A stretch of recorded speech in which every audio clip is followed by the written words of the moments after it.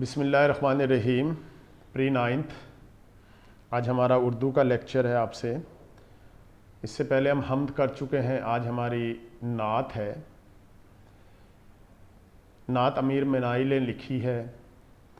1832 میں پیدا ہوئے, 1900 میں اس دنیا سے رخصت ہوئے. منشی امیر منائی نصیر الدین حیدر شاہود کے عہد میں لکھنؤ میں پیدا ہوئے. آپ کے والد کا نام مولوی کرم محمد تھا. آپ حضرت مخدوم شاہ مینا لکھنوی کی اولاد سے تھے, اسی لیے اپنے نام کے ساتھ منائی لکھتے تھے. آپ نے اپنی ابتدائی تعلیم مفتی سعد اللہ رام پوری سے حاصل کی. بعد ازاں تعلیم کی تکمیل کے لیے علماء فرنگی محل کے مدرسے میں داخل ہوئے. منشی مظفر علی اسیر سے شاعری میں اصلاح لی. کم عمری ہی میں شاعری میں بلند مقام حاصل کر لیا. ابھی آپ کی عمر 20 سال تھی کہ نواب واجد علی خان نے اپنے دربار میں طلب کیا اور کلام سنا. 42 سال رامپور کے نواب یوسف علی خان اور نواب کلب علی خان کے استاد رہے. آخری زمانے میں نواب مرزا داغ نے انہیں حیدرآباد بلایا. وہاں جاتے ہی بیمار ہو گئے اور اسی بیماری کے دوران میں انتقال ہوا. بیسیکلی اس کا ویسے جیسے آپ کو میں نے پہلے بھی بتایا کہ کوئی اس میں سے سوالات آپ کے امیر منائی کے بارے میں پوچھے جا سکتے ہیں, تو وہی date of birth, date of death MCQs میں آ سکتا, اور کوئی سوال اس طرح نہیں آئے گا. تشریح کرتے ہیں. صبا بے شک آتی مدینے سے تو ہے, کہ تجھ میں مدینے کے پھولوں کی بو ہے. صبا صبح کی جو ٹھنڈی ہوا, صبح کے ٹائم جو ہوا چلتی اسے صبا کہتے ہیں.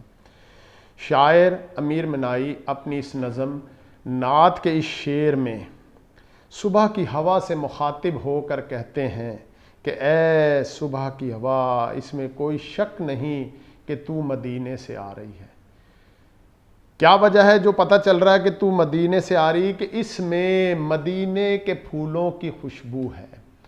اب یہاں غور طلب بات یہ ہے کہ پھول تو سب طرف ایک سے ہیں, پھر اس کی خوشبو میں کیا تبدیلی ہے؟ وجہ یہ ہے کہ مدینے میں آقا صلی اللہ علیہ وسلم کا روضہ مبارک ہے. ان کی وجہ سے پھولوں کی خوشبو بدل گئی ہے, اس میں آپ صلی اللہ علیہ وسلم کی خوشبو شامل ہو گئی ہے. تو یہاں پہ یہی بات بیان کی جا رہی کہ اس میں مدینے کے پھولوں کی خوشبو, یعنی مدینے کے پھولوں کی خاص وجہ یوں ہو گئی کہ اس میں آپ صلی اللہ علیہ وسلم کی خوشبو شامل ہو گئی ہے. تو یہ میں فریم سا کروا رہا ہوں, تشریح آپ لوگوں نے خود اس کی یاد کرنی ہے, کوئی مشکل نہیں ہے. سنی ہم نے طوطی و بلبل کی باتیں,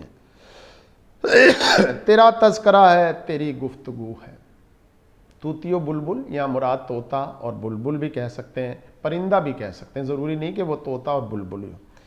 شاعر امیر منائی اپنی نظم نعت کے شعر میں بیان کرتے کہ ہم نے طوطی و بلبل کی باتیں سنی, یعنی ہم نے پرندوں کی باتیں سنی ہیں. آپ نے دیکھا ہوگا صبح کے ٹائم تقریباً ہر پرندہ چہچہا رہا ہوتا, بول رہا ہوتا, یہ اللہ کی وحدانیت بیان کر رہے تھے, حضور صلی اللہ علیہ وسلم پہ درود و سلام بھیج رہے ہوتے. تو تیرا تذکرہ ہے تیری گفتگو ہے, کہ اس میں صرف آپ صلی اللہ علیہ وسلم کا ذکر ہے, آپ صلی اللہ علیہ وسلم کی ہی گفتگو, اور وہ کسی چیز کے بارے میں بات نہیں کرتے. جیوں تیرے در پر مروں تیرے در پر, یہی مجھ کو حسرت ہے یہی آرزو ہے. آرزو خواہش. شاعر امیر منائی اپنی اس نعت کے اس شعر میں اپنی دلی حسرت, بہت بڑی خواہش کو بیان کرتے ہوئے کہتے ہیں کہ میری یہ خواہش ہے کہ جب تک میری زندگی ہے میں مدینے میں جیوں, اور جب مجھے موت آئے تو مدینے میں ہی آ جائے. ویسے امیر منائی کی کیا, یہ ہر مسلمان کی خواہش ہے کہ جب تک زندہ ہے تو مدینے میں رہے, اور موت آئے تو مدینے میں اور وہیں دفن ہو جائے. اور یہی مجھ کو حسرت ہے یہی میری آرزو ہے. شاعر کہہ رہا ہے یہی میری سب سے بڑی خواہش ہے, دل میں حسرت ہے, خواہش ہے, آرزو ہے کہ میں مدینے میں زندہ رہوں, اور جب مجھے موت آئے تو میں مدینے میں جا کے وہیں پہ مر جاؤں اور وہیں پہ دفن ہو جاؤں. اگلا شعر ہے. جمے جس طرف آنکھ جلوہ ہے اس کا, جو یکسو ہو دل تو وہی چار سو ہے. یکسو کا مطلب ہوتا ہے پوری توجہ سے, لگن سے کسی ایک نقطے پہ اپنی توجہ مرکوز کرنا, اور چار سو کا مطلب ہوتا ہے چاروں طرف. شاعر امیر منائی اپنی اس نعت کے اس شعر میں آپ صلی اللہ علیہ وسلم کے بارے میں بیان کرتے ہوئے کہتے ہیں میں جب بھی پوری توجہ سے اپنی نظروں کو جماتا ہوں، کسی طرح پورا خیال کرتا ہوں، تو مجھے ہر طرف آپ ہی صلی اللہ علیہ وسلم نظر آتے ہیں، مجھے آپ کے علاوہ کوئی نظر ہی نہیں آتا۔ اور میں ایسا محسوس کرتا ہوں کہ جب میں پوری توجہ سے آپ کے متعلق سوچ رہا ہوتا ہوں تو مجھے ہر طرف، یعنی چاروں طرف، کہیں اور آپ صلی اللہ علیہ وسلم کے علاوہ کوئی نظر نہیں آتا۔ جب انسان کو ایسا ہو جائے کہ ہر طرف آپ صلی اللہ علیہ وسلم نظر آ رہے ہوں تو کیا وہ انسان کوئی گناہ کر سکتا ہے؟ کچھ بھی نہیں کر سکتا۔ اور اس طرح اللہ سے دعا کریں کہ اللہ تعالی ہمیں بھی اس طرح بنا دے کہ ہمیں ہر طرف آپ صلی اللہ علیہ وسلم کا ہی جلوہ نظر آئے۔